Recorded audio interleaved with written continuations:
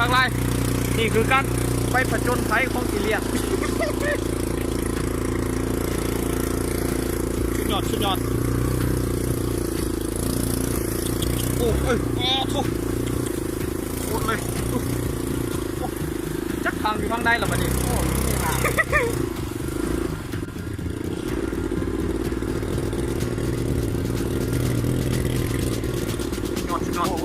ดูนี่ขี่ส้นต้นไม้ดิ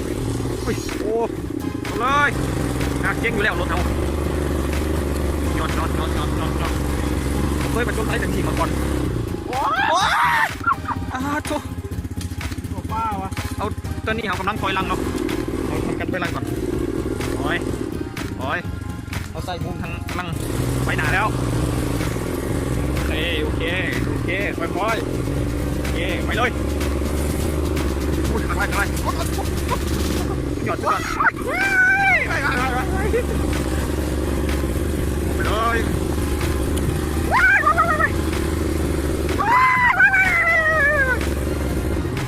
ว้าว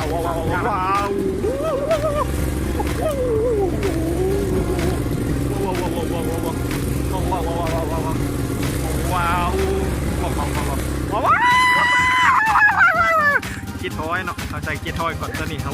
ใส่เกียร์ถอยก่อนซูเปอร์กันยันเข้าไปซูเปอร์นี่ซูเปอร์ไม่บ้ากันเด้อมาแล้วเขาชี้เลี้ยวซ้ายชี้เลี้ยวขวาแต่ซูเปอร์เลยวันนี้ซูเปอร์เลี้ยวซ้ายวันนี้ระยะทางของเขา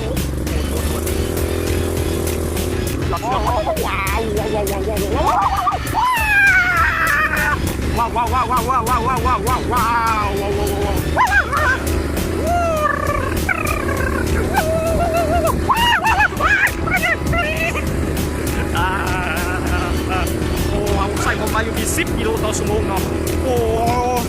ตอนนี้กำลังฝึกรถเนี่ยที่เศร้าครับซ่าตอนนี้ไวขึ้นเขาขับอย่างไวเหรอวันนี้เขาวันแซ่บแล้วสินะเขาเป็นแล้วอย่าดูเขาใจกระดับนุ๊กตัดไอ้สุดเอาไปอีกแล้วไปอีกตอนนี้ครับโอ้ไวขึ้นแล้วเด้อไปเอาเลยตอนนี้ดูตอนนี้นะเลย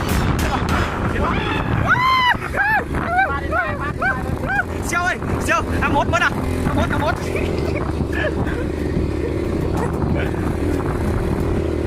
โอ้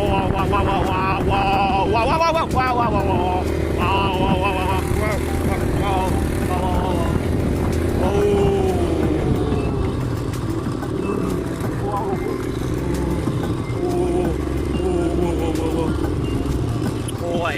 4 นาทีเราเป็นการได้สำหรับเอาอะไรเป็นการเดินทางทุกอีเลียนทางนี้อีเลียนลิฟเล็กอีเลียนเรียบเนาะสุดยอดนี่คือน้องป้า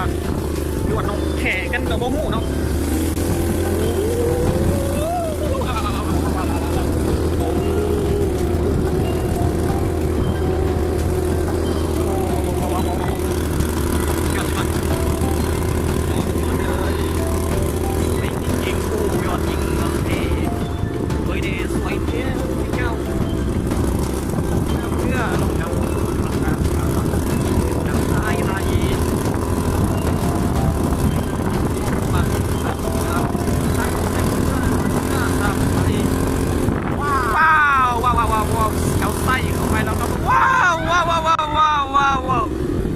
อันนี้เจ้เขาโอเคหยอกกันซื่อๆเนาะอันนี้ไม่หยอกว่ะโอ้ยจังได้ละไม่หยอกแบบเราอยากสั่งสถานการณ์เนี่ยมันมึงกันครับที่ผู้ชมนี่ในเราใจสินะมึงเขาต้อยลังเอาประโยคที่เราสั่งสถานการณ์เราคือสิเป็นการสั่งสถานการณ์ไรกว่าวางอย่างไหนมันดูดีขึ้นนะวิดีโอนี่เป็นร้อยดินะโอเคไปต่อจำได้การเป็นทีมดีโอ้ยการทำอะไรดียอดมากนี่คือพวกท่านนั่นนี่ครับท่านนั่นคนพวกสุดที่ว่าอย่างพวกเขาสุดเขาจะว่าเขาเป็นเขาสุดตามที่เขาเป็นมันวิดีโอมาครับ6 นาทีเศษจากการกระโดดเขา